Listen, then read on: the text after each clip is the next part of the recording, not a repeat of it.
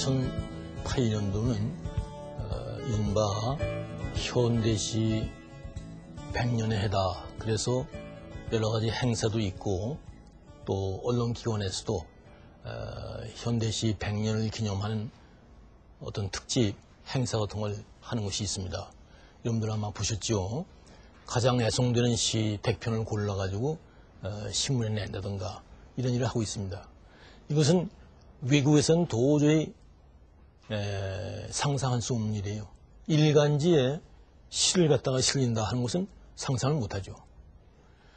일본만 하더라도요, 일반 문예 잡지에 시를 실리지 않습니다. 소설만 실려요. 그리고 시 잡지는 따로 있습니다.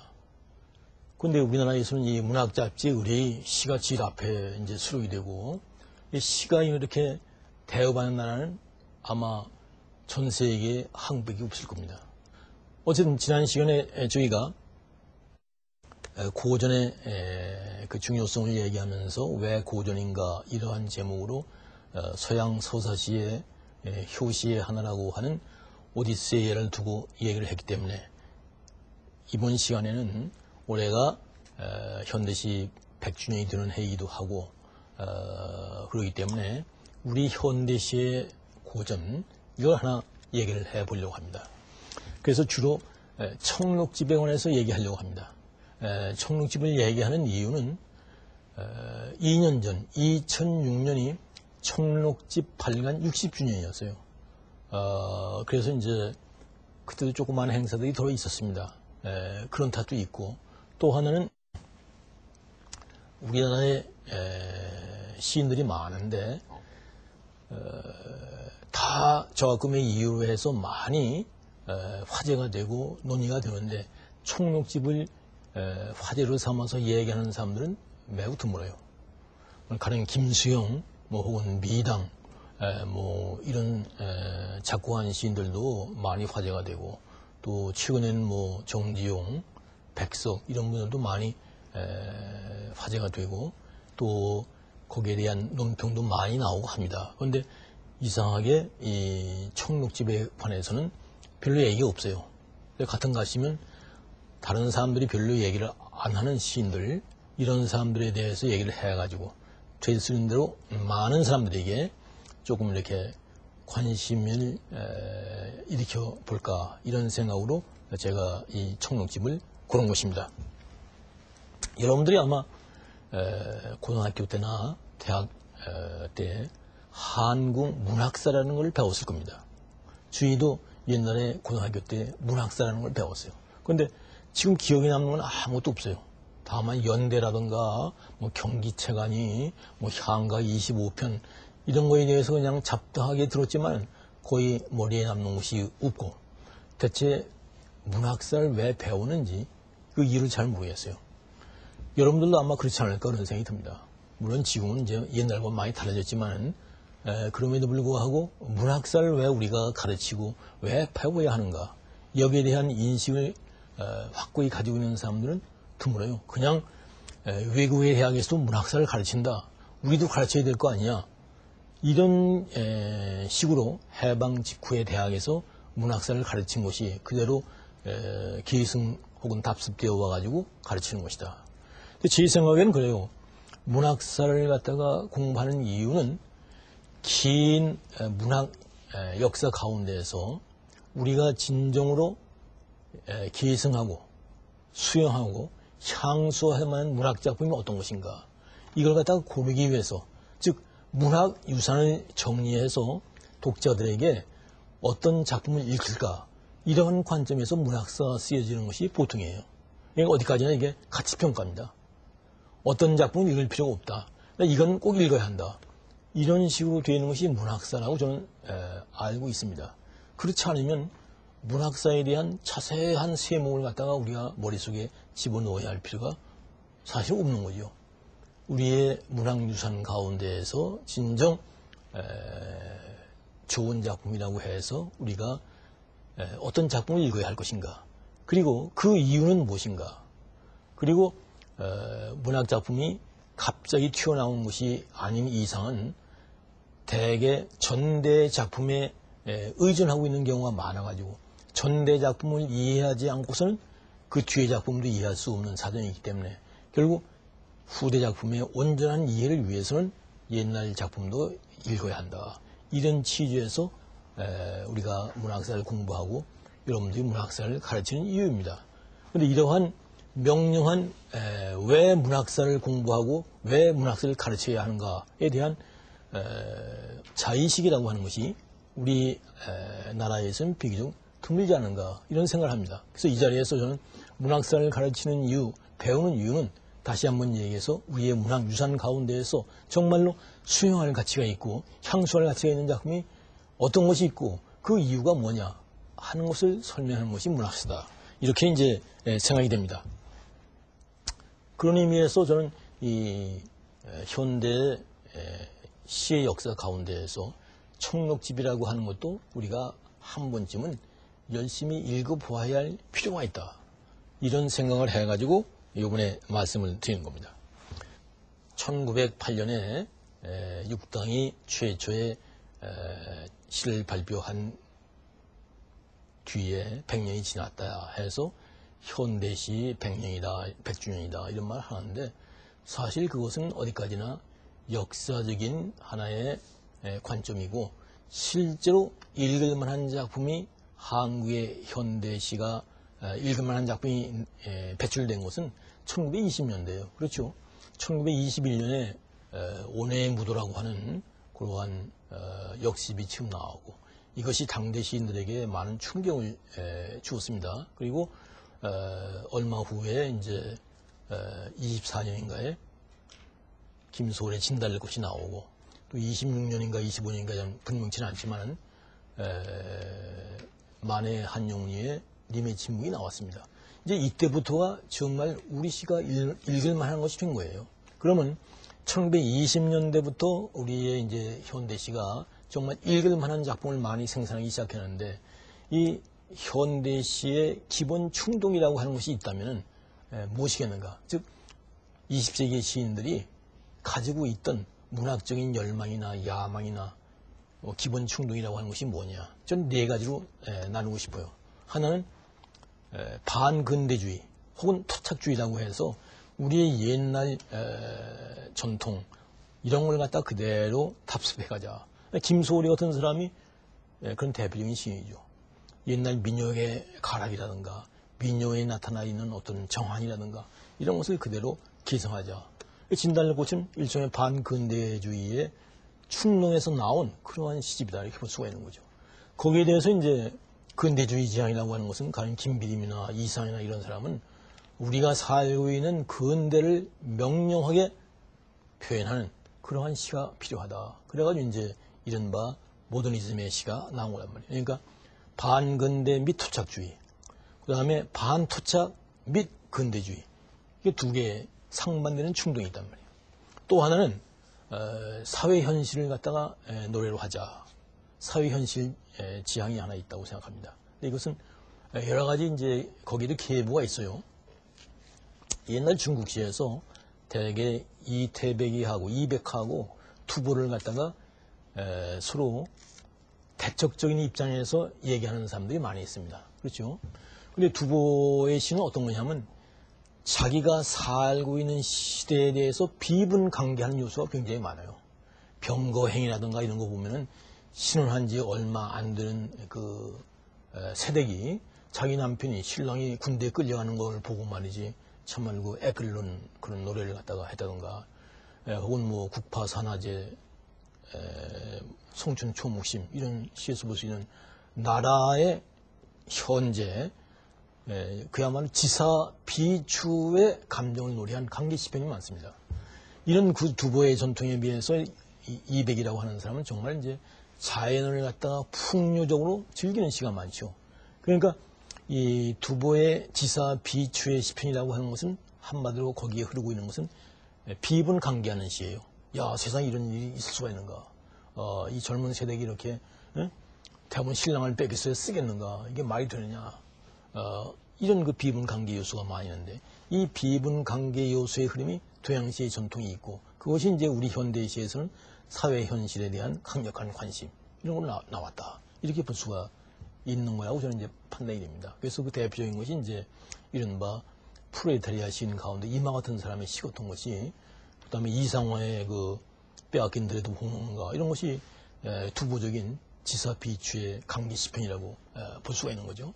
거기에 비해서 이제 또 어떤 충동이 있느냐면, 시라고 하는 것은 언어 예술이다. 그러니까 우리말로 잘 깎고 다듬어서 좋은 시를 내야지 그것이 시인의 본분이다.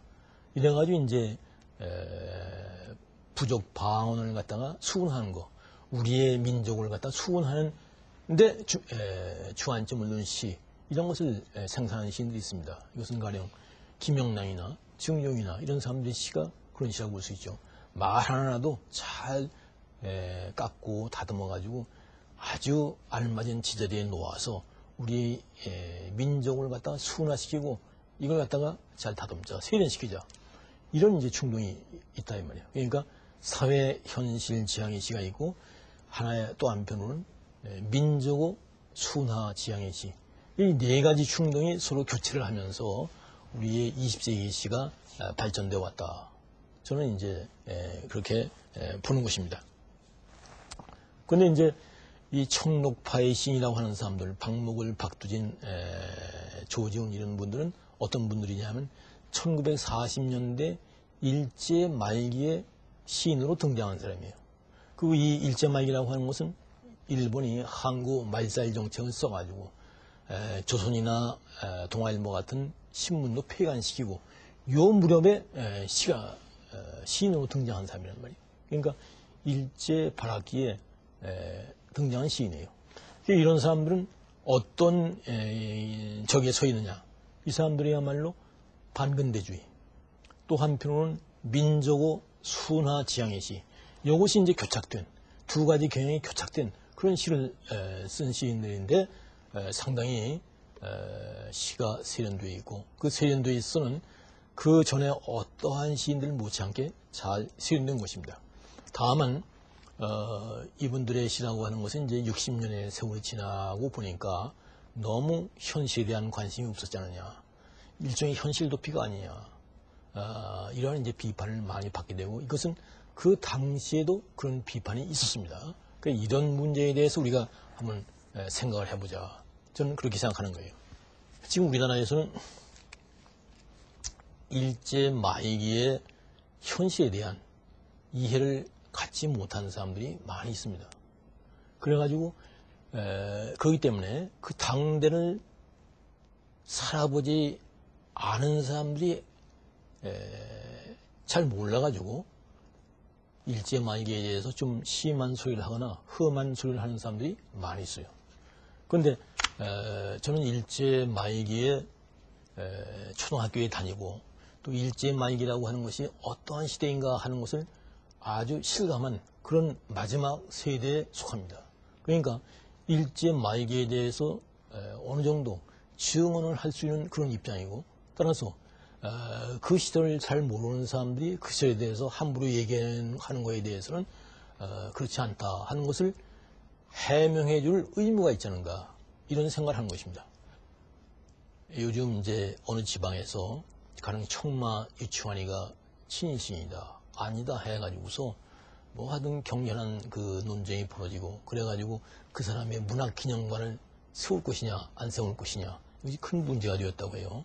저는 그런 직접적인 문제에 개입해가지고 시비를 벌이고 있는 생각은 전혀 없습니다. 다만 유치원에 대해서 우리가 객관적인 판단을 하려면 그 시대에 대한 이해는 좀 가지고 있어야 되겠다. 그럼 일제 말기라고 하는 것은 어떤 시대냐? 우리가 한국 사람이 아니었습니다. 일본 사람이었습니다.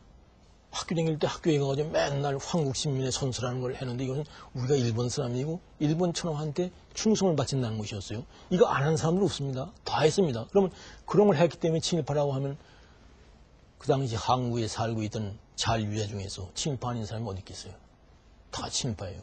이러면 물귀신 작전을 써가지고 다 공범자를 만들어가지고 죄인들을 갖다가 말하자면 희석시키려고 하는 기도가 아니겠느냐, 이렇게 얘기하는 사람이 있지만 사실대로 우리가 얘기를 해야죠. 그리고 이상희 같은 사람이 일본말을 싫었습니다. 이상희가 왜 일본말을 싫었겠어요? 생각해 본 적 있어요? 없지요. 그건 간단한 거예요. 당시 한국 사람이 아니었어요, 우리는. 우리는 일본 사람이었어요. 그러니까 이상희가 어느 학교를 나왔냐면 보성학교를 나오고 그 다음에 경기공전을 들어갔습니다. 경기공전이라고 하는 것은 지금으로 얘기하면 서울공과대학의 전신이죠. 그럼 거기서 시간에 뭘 공부했느냐. 국어 시간에 어디까지 일본말을 배운 거예요. 조선말 안 가르쳤습니다. 조선말은 이 초등학교, 보통학교에서 조선어라는 시간으로 일주일에 1시간 정도 가르치지 국어라고 하는 건 일본말이에요. 그 당시 일본 사람이에요. 그러면 경기 그 공업학교에서 요즘으로 얘기하면 그 교우지 같은 걸 내잖아요. 학내 잡지를 내잖아요. 거기에 글을 쓸 적에 조선말을 썼겠어요?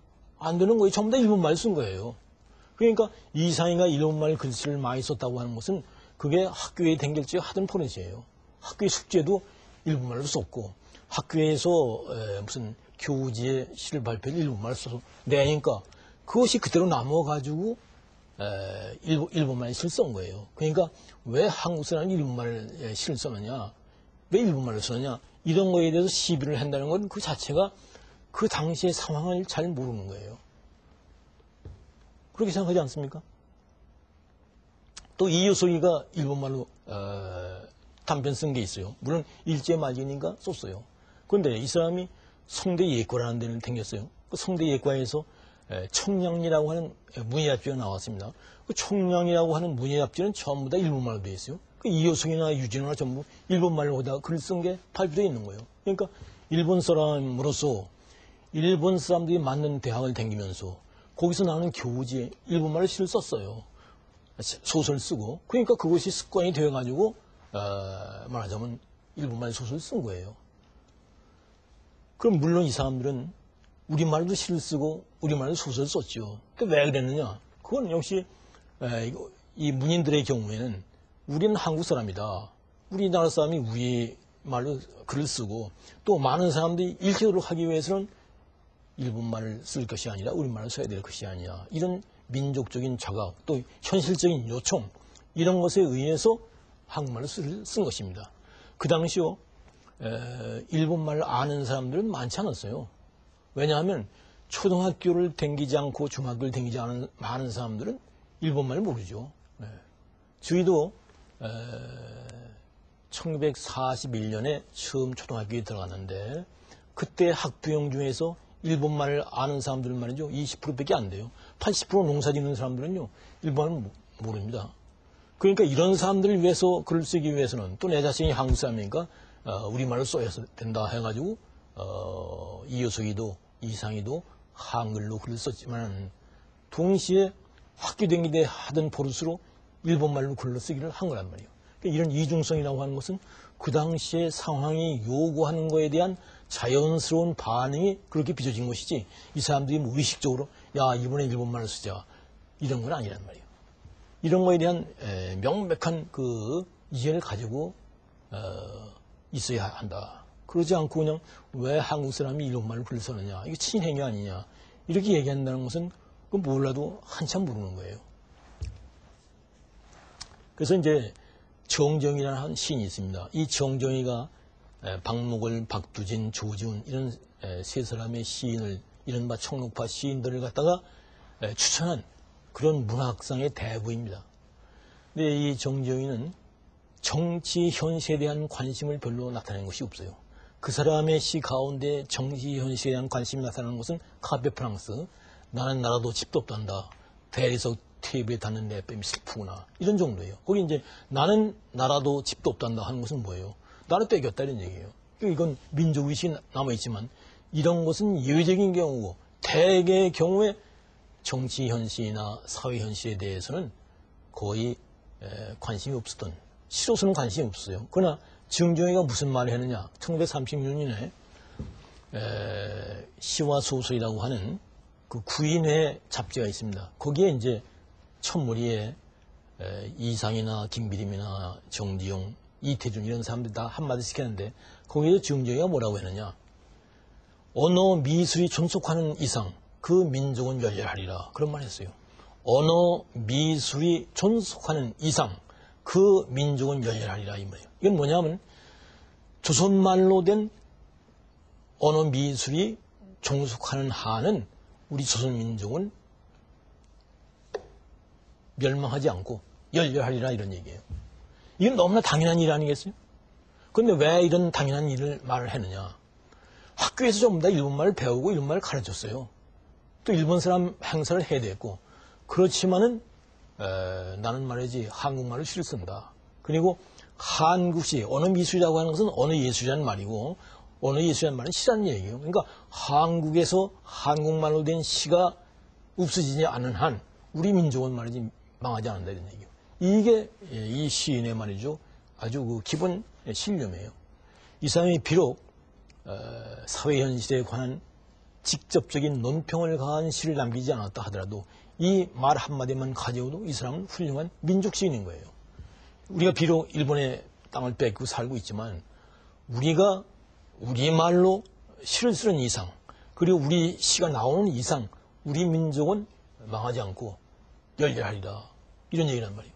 이게 당시에 모든 한국 사람들의 심정이었을 거예요. 그러니까 일제시대 때 한국말로 시를 쓰고 소설을 썼다는 건 그 자체만으로도 일종의 민족운동이었고 훌륭한 문화적인 실천이었어요.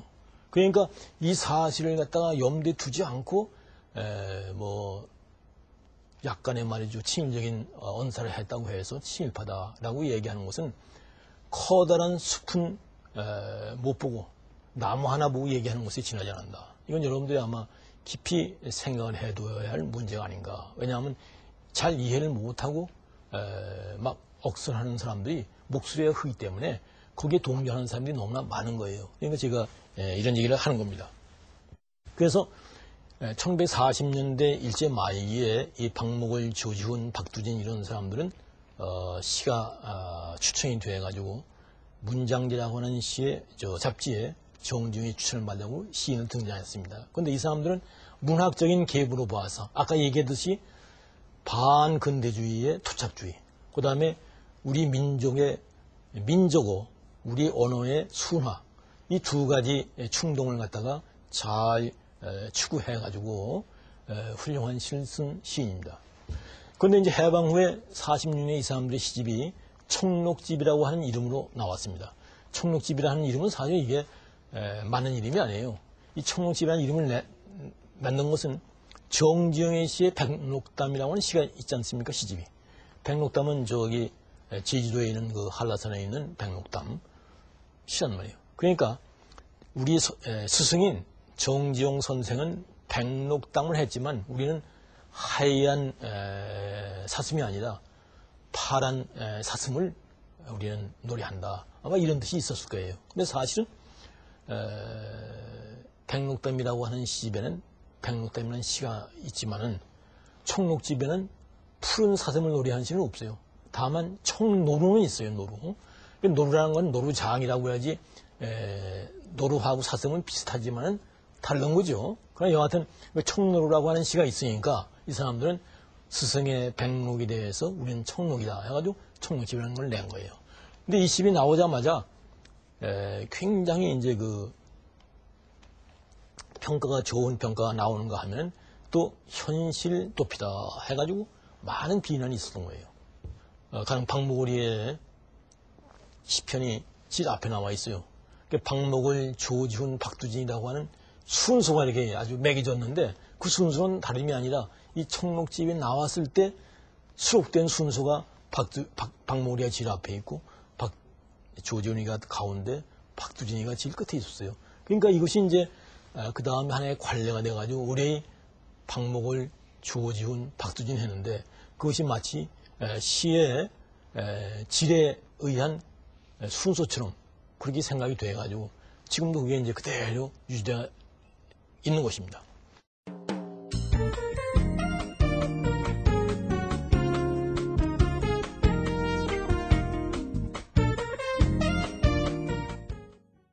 워낙 시가 발달한 것은요, 옛날 서양에서 기억술의 한 방편으로 시가 발달한 거예요.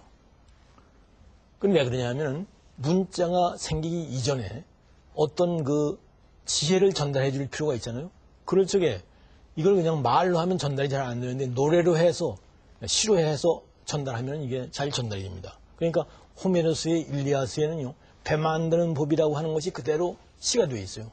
이건 후세 사람들에게 배를 만들 적에 이러한 순서로 배를 만들어라 하는 것을 가르쳐주기 위해서 한 겁니다. 그러니까 시라고 하는 것은 지금 우리는 하나의 심미적인 대상으로서 향수하고 있지만 원래의 목적은 상당히 실용적인 목적이 있는 거예요. 그래서 어떤 지혜나 기술이나 지식을 후세 사람들에게 전달하기 위해서 외우기 좋게, 기억하기 좋게 하나의 기억술의 방편으로서 시를 갖다가 개발시킨 겁니다. 좋은 시는 지금도 잘 읽히고 잘 외워져요. 저는 박무리 시는 다 외울 수 있잖아요, 누구나. 강나루 건너서 밀밭길을 구름에 달가듯이 가는 나그네, 길은 외줄기 남도 삼백리, 수리는 말마다 타는 조용률, 구름에 달가듯이 가는 나그네. 뭐 얼마나 누가 다 외울 수 있어요? 한국 사람은 다 외워야 되고, 이게 사실 못하면 간첩이 돼야 합니다. 근데 우리나라에서는 시 외우라고 같은 걸 안 하기 때문에, 학교에서 안 가르치기 때문에 몰라요. 그러나 불란서 같은 데 유학 가온 학생들한테 얘기를 들어보세요. 불란서의 중고등학교에서는요, 시 다 외우기합니다. 그리고 시험 볼 적에 나와가지고 외우기해요. 그러면 시 외우는 것만 듣고 9점수를 딱 땡기는 거예요. 왜냐하면 시 외우는 음조나 악센트나 이런 걸 보면 이 사람이 이걸 잘 이해하고 있는가 모르는가 잘 나타나는 거예요. 중간에 딱 떠듬거리거나 악센트를 다르게 붙이거나 기타 하면 아, 이건 우리말 모른다. 또 우리나라에서는 그런 일이 없잖아요. 내가 학교에 있을 적에 시를 갖다가 몇백 편을 외워야 된다. 문학 지어도 국문과 학생은 그래야 된다. 이렇게 얘기를 했더니 말이지. 나중에 교수 평가를 하는데 뭐라가 나오느냐면 그 구시대적으로 암송하고 암기시키는 게 무슨 교육이냐. 하죠 말이지. 막 선생을 그 비판한 그런 그 주관적인 그 평가가 있잖아요. 그런 게 나왔더라고. 근데 이런 사람들이 글쎄 그 평가하는 게 말이 돼요? 나는 오랜 경험에서 나오고 외국에서 한 일이고 그러니까 많이 기억하라고 그랬는데 어디서 말이지 뭘 들었는지 구시대적인 그러한 교육 방법인 암송, 암기를 갖다가 강조한다는 게 말이 되느냐 하고 비판적으로 한 게 상당히 많이 나왔어요. 그런데 암송하고 암기하지 말라는 건 뭐냐면 수학 공식 같은 거를 갖다가 이해를 하지 못하고 그냥 외워서 시험 때 적당히 쓰고 그 다음에 다 잊어버리는 것 때문에 암송, 암기하지 말라는 거지. 머릿속에 기억하고 암송하고 외워두는 건요. 인문학의 기초예요. 아니 기억하지 않고 어떻게 외국을 갖다가 마스터하셨습니까? 그렇잖아요. 역사를 갖다가 기억하지 않고 어떻게 이걸 마스터할 수 있어요? 하지 말라는 거는 과학이나 수학 공식 같은 걸 갖다가 그냥 기계적으로 말이지 암송해가지고 시험이나 보지 말라 이런 얘기죠. 그건 이해를 못한 거 아니에요? 근데 실은 것다가 외우는 거란 말이에요. 근데 박무리 씨는 참 잘 외워요. 이건 이 시가 훌륭하기 때문에 하고 중요한 말만 했기 때문에 하기도 하고 매우 음율적이기 때문에 리드미컬하기 때문에 외워주는 거예요. 방초봉 한나절 고남루로 아랫마을 골짜기 홀로 와서 흐른 냇물에 목을 축이고 흐른 구름에 눈을 씻고 12구에 넘어가는 탄아지랑이 박무리 씨는 다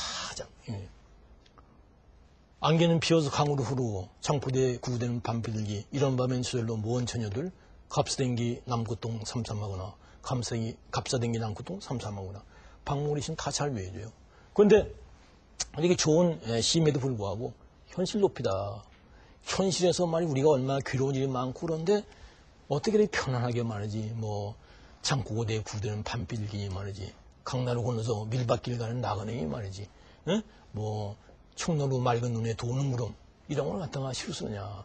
현실 도피라는 말이 비판이 많았단 말이에요. 근데 우리가 이 현실 도피라는 말을 한번 잘 생각해 볼 필요가 있단 말이에요. 비상적으로 이해할 것이 아니라 아도노르라고 하는 유태계 독일 사람이 있습니다. 아우슈비츠 이후 우리는 이미 실을 쓸 수가 없다. 이런 말을 했어요. 이거 어떻게 보면 맞는 말이에요. 이렇게 희망인 현실인데 우리가 힘 안 쓰고 즐기고만 있느냐. 그러나 그것은 그것대로 일단의 이유가 있지만 그러면 아우슈비츠 이후에 우리는 공부도 하지 말고 결혼도 하지 말고 연애도 하지 말고 전부 다 뭐 어떻게 해야 된단 말이에요. 그렇지 않잖아요. 아우슈비츠가 있건 없건 사람들은 계속 사는 거예요. 인류의 역사라는 게 그런 거 아니에요? 수많은 학살, 수많은 전쟁, 수많은 희생자 이런 것이 이런 한편으로 살아남은 사람도 살아가야지. 그게 도리지. 그러면 이렇게 많은 사람이 죽었으니까 우리도 다 같이 말이지 집단 자살을 하자. 이럴 수 있는 거예요. 그러니까 아우슈비츠가 일어났다고 해서 실을 쓰지 말자 하는 것은 우리에게 많은 충격적인 사고의 계기는 되어주지만 우리가 실천할 수 없는 그런 사항이다. 이런 얘기란 말이에요. 그렇잖아요? 인간의 의미 탐구. Man's Search for Meaning이라고 영어로도 번역이 돼가지고 미국에서도 많이 팔렸어요. 우리나라에도 아마 번역이 됐으리라고 생각합니다. 빅토르 프랭클.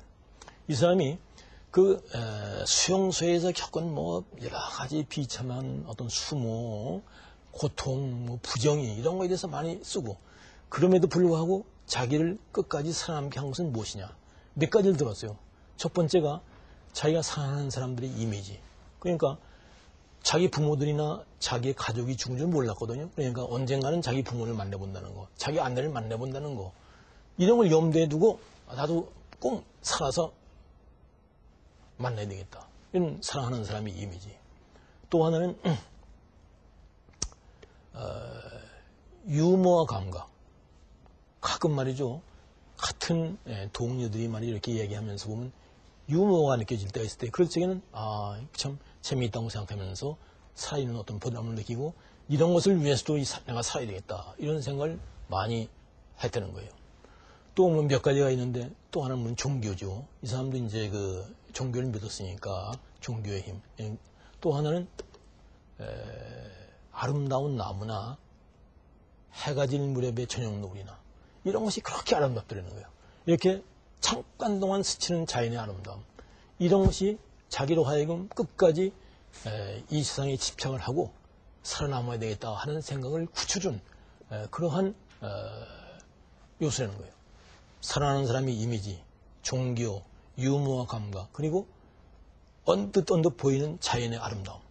저녁노을이라든가 낙조라든가 봄의 수목의 아름다움이라든가 이런 것 때문에 제가 살겠다는 거예요. 그리고 수용소 속에서 제일 필요하다고 생각한 게 뭐냐. 우선 빵, 과자. 이 사람이 아마 담배를 피웠던 모양이에요. 담배 같은 걸 피우지 말아야 되는데 담배를 피웠던 게 담배. 그 다음에 목욕. 이 세 가지가 제일 아쉬운 거였다는 거예요. 빵, 과자, 담배, 목욕. 그거 못하니까. 우리가 한번 생각해 보세요. 강나루 건너서 밀밭길을 구름에 달라듯이 가는 나그네, 길은 외줄기 남로 산명이 수리는 마을마다 타는 조용놀, 구름에 달라듯이 가는 나그네, 현실 높이다. 이렇게 얘기하지만은 이 빅토르 프랭클 같은 사람이 보았으면 말이죠.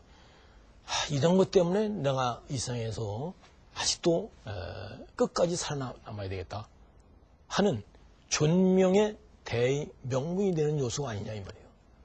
그러니까 진짜 고뇌한 사람들은 어떠한 일이 있음에도 불구하고 살아남아야 된다. 그리고 저 저녁 노을과 저 아름다운 초승달과 보름달을 봐야 된다. 이런 생각을 하는 거예요. 그러니까 이런 것이 어떻게 일제말기라고 하는 혹독기에 어떻게 이런 실수냐 할 사람이 있을지 모르지만 일제말기 혹은 해방 직후의 혹독한 시절이니까 오히려 이런 시가 필요한 것이고 빅토르 프랭클 같은 사람 보고 얘기하면 바로 그렇기 때문에 내가 살아야 한다. 이런 대의명분, 삶에 대한 대의명분을 주는 거 아니겠어요? 그러니까 모든 것은 생각하기 나름이란 말이에요.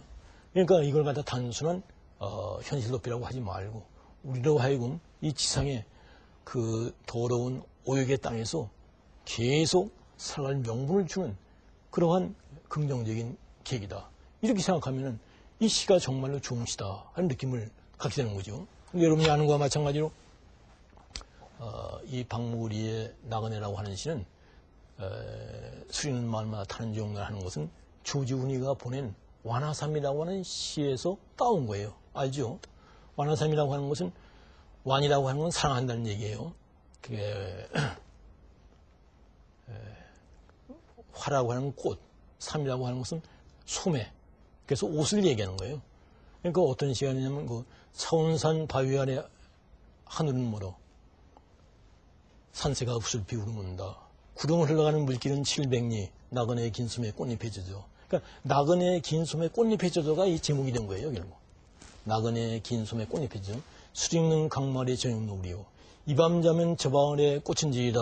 다정하고 한마음도 병인양하여 달빛 아래 고요히 흔들며 가노니. 그래서 이 수익는 강말의 저녁 노을이라고 하는 시를 받고 그걸 갖다 따가지고 수리는 마음마다 타는 저녁 노을 이렇게 쓴 거예요. 이건 뭐 표절이 아니고 하나의 뭐라 그럴까 서로 상대방을 공경해가지고 그 사람의 시를 활용함으로 해서 그 사람에 대한 경의를 갖다가 보낸 거고 동시에 이렇게 시를 갖다 활용하니까 나그네라는 시가 훨씬 좋아지는 거 아니겠어요? 그러니까 이건 우정의 교환이라고 볼 수가 있는 거죠. 그럼 이 시에서도 마찬가지예요. 이게 어떻게 보면 참 현실 도피적인 시입니다.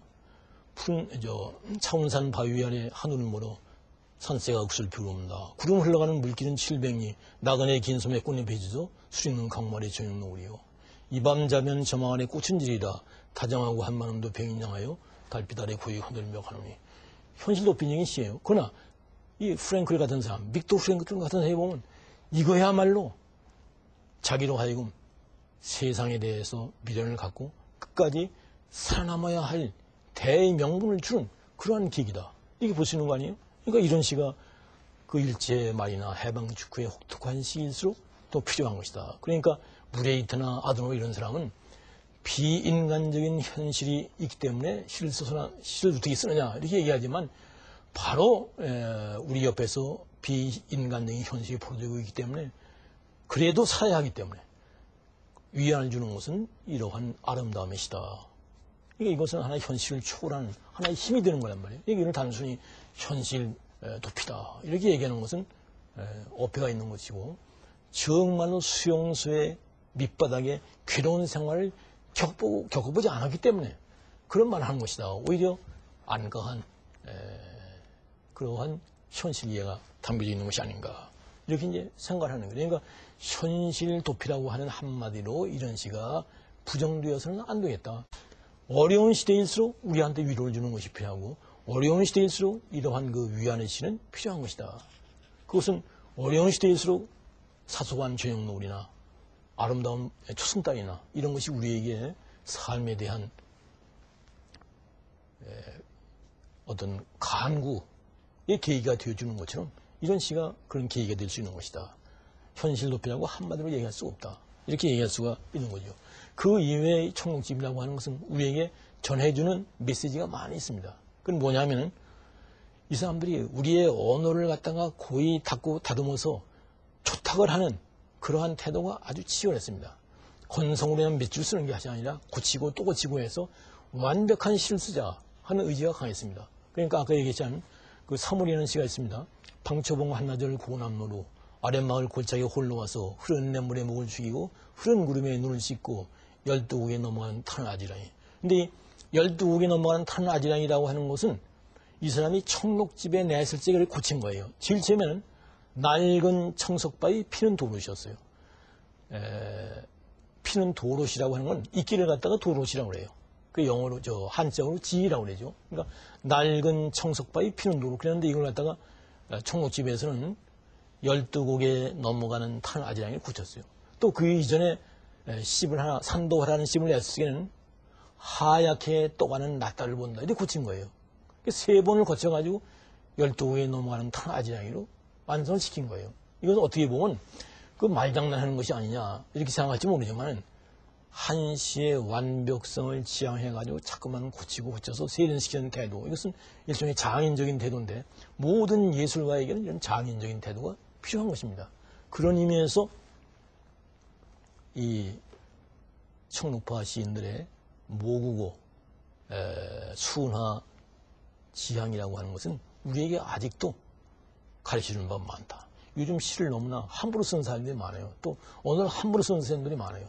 우리의 정치 현실 같은 것이 특히 그렇단 말이에요. 아주 상스러운 말들 많이 해요. 정치인들의 품격이 떨어지잖아요. 그런 사람들은 좀 시를 읽어보고 이 언어가 갖는 순화 기능 이런 걸 좀 배워야 하려고 생각하는데 이런 언어의 순화 기능을 착안해가지고 우리 시를 완벽한 시로 만들어보자 하는 지향이 누구보다도 강했던 사람들이 이 사람들이다. 이렇게 이제 볼 수가 있죠. 또 하나는 이 자연에 대한 태도. 지금 어떤 시인이 그런 말을 했습니다. 신은 망했다. 그런 시를 쓴 것이 있어요. 신은 망했다는 건 이 사람의 신을 보면 이렇게 되어 있습니다. 신은 자연을 창조하고 인간은 도시를 건설했다. 그 다음에 신은 망했다 이거예요. 그 신이 처음에 자연을 만들었는데 인간이 도회를 건설하다 보니까 자연을 완전히 훼손시키고 망가뜨려 때렸단 말이에요. 이건 반드시 무슨 생태 논자들이 아니라 하더라도 우리가 실감하는 거예요. 그러니까 이 자연이라고 하는 것은 우리가 고이 지켜야 할 그러한 토종이란 말이에요. 그래서 여러분들이 타고르라고 하는 시인을 알죠. 타고르라는 사람이 그 동양의 인도의 시인이고 동양 사람으로선 최초로 노벨상을 탄 시인이에요. 그리고 깊이 있는 시를 많이 썼고 우리나라의 한용운 같은 시인이 타고르의 시에 시음질을 해가지고 얻은 바가 많아요. 모방했다는 얘기가 아니고 얻은 바가 많다 이런 얘기예요. 그 사람의 시에 길 잃은 새라고 하는 시집이 있습니다. 짤막한 시예요. 그리고 이 길 잃은 새에는 시 하나하나에 제목이 붙어 있지 않아요. 그냥 번호만 있어요. 이 시 워낙 서양시에선 그래요. 소네트 시 같은 거 보면 섹스피어의 소네트도 제목 하나하나가 있는 것이 아니고 1번, 2번, 3번이기도 하고 우리나라의 영랑 시집 같은 것도 보면은 소제목이 없어요. 그냥 1번, 2번, 3번, 4번.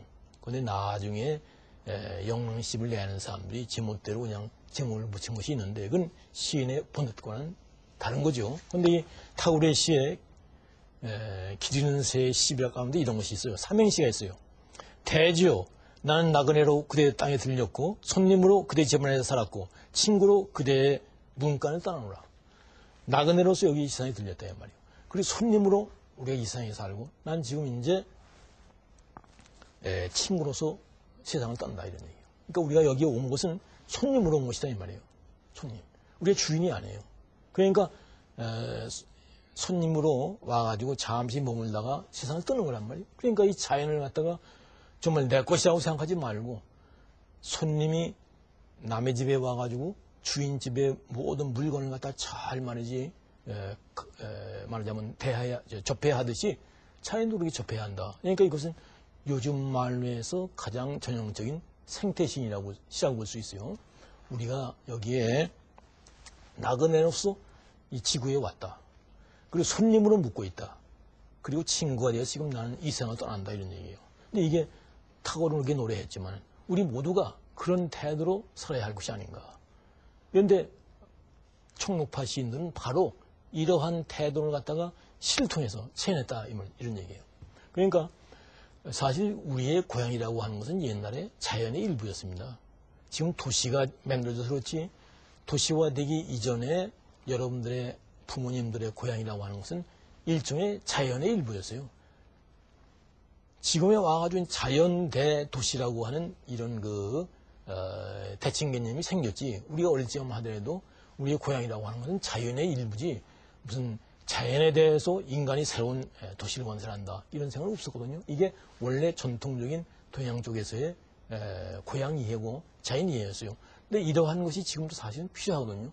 우리가 자연을 갖다 얼마나 많이 훼손하고 있는가 하는 것은 뭐 여러분들이 보면 잘 알 거예요. 그것이 단순히 아름다움의 문제가 아니라 우리의 생존과 직결된 문제라고 하는 것은 여러 환경 문제들이 지금 아주 간절하게 호소하는 것이죠. 그러니까 일대 이 사람들이 총파 시인들이 얘기하고 있는 것도 자연을 우리가 자연과 친해지고 자연에서 주인 노릇을 하는 것이 아니라 손님으로서 자연과 친해지고 그래서 잘 살다가 친구가 되어가지고 세상을 떠야 한다. 이런 메시지를 사실상 모든 총록파 시인들이 노래하고 있거든요. 근데 이런 것이야말로 우리의 현재 가장 절실한 태도가 아닌가.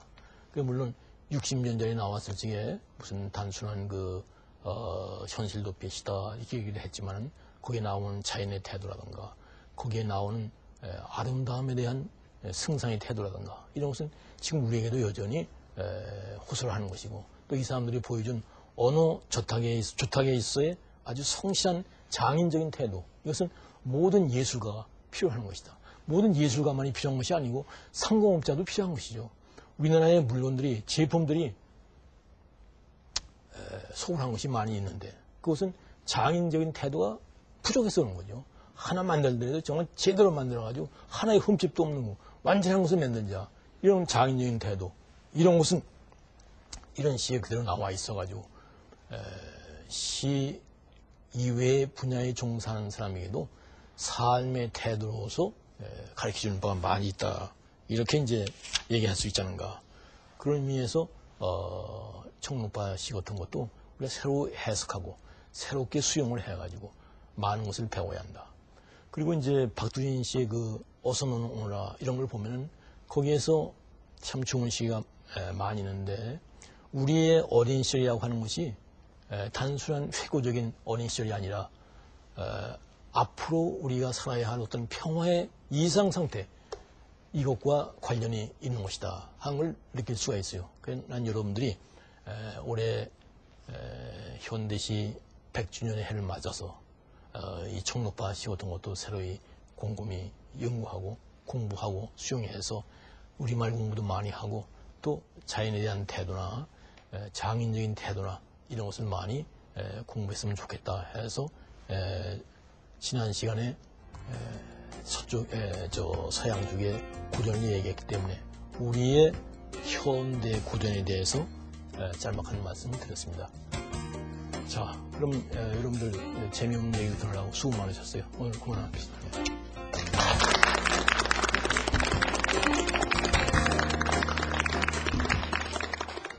향수할 만한 문학작품이 어떤 것인가? 이걸 갖다가 고르기 위해서, 즉 문학유산을 정리해서 독자들에게 어떤 작품을 읽을까? 이러한 관점에서 문학사가 쓰여지는 것이 보통이에요.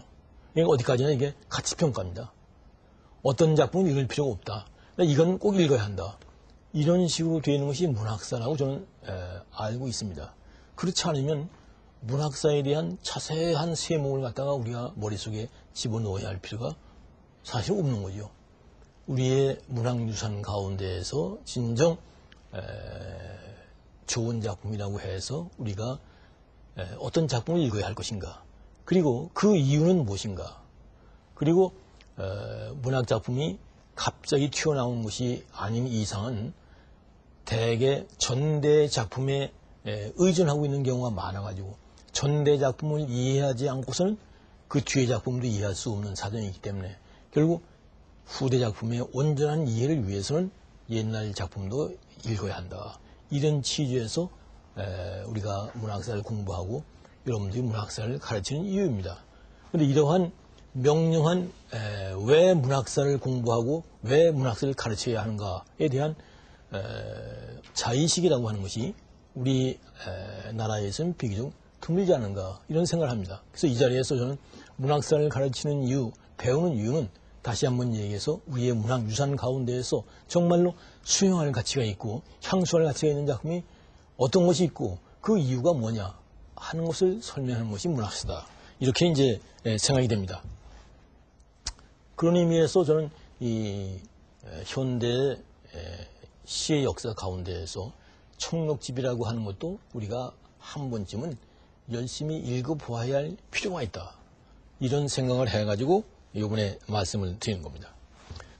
1908년에 육당이 최초의 시를 발표한 뒤에 100년이 지났다 해서 현대시 100년이다, 100주년이다 이런 말을 하는데 사실 그것은 어디까지나 역사적인 하나의 관점이고 실제로 읽을 만한 작품이 한국의 현대시가 읽을 만한 작품이 배출된 것은 1920년대예요. 그렇죠. 1921년에 온해의 무도라고 하는 그러한 역습이 처음 나오고 이것이 당대 시인들에게 많은 충격을 주었습니다. 그리고 얼마 후에 이제 24년인가에 기 때문에 이번 시간에는 올해가 현대시 100주년이 되는 해이기도 하고 그러기 때문에 우리 현대시의 고전 이걸 하나 얘기를 해보려고 합니다. 그래서 주로 청록집에 관해서 얘기하려고 합니다.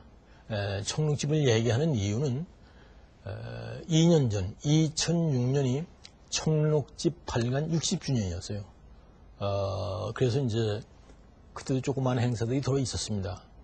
그런 탓도 있고, 또 하나는 우리나라에 시인들이 많은데 다 저작금의 이유로 해서 많이 화제가 되고 논의가 되는데 청록집을 화제로 삼아서 얘기하는 사람들은 매우 드물어요. 가령 김수영, 뭐 혹은 미당, 뭐 이런 작곡한 시인들도 많이 화제가 되고, 또 최근에는 뭐 정지용, 백석 이런 분들도 많이 화제가 되고, 또 거기에 대한 논평도 많이 나오고 합니다. 그런데 이상하게 이 청록집에 관해서는 별로 얘기가 없어요. 같은 가시면 다른 사람들이 별로 얘기를 안 하는 시인들, 이런 사람들에 대해서 얘기를 해가지고 되쓰는 대로 많은 사람들이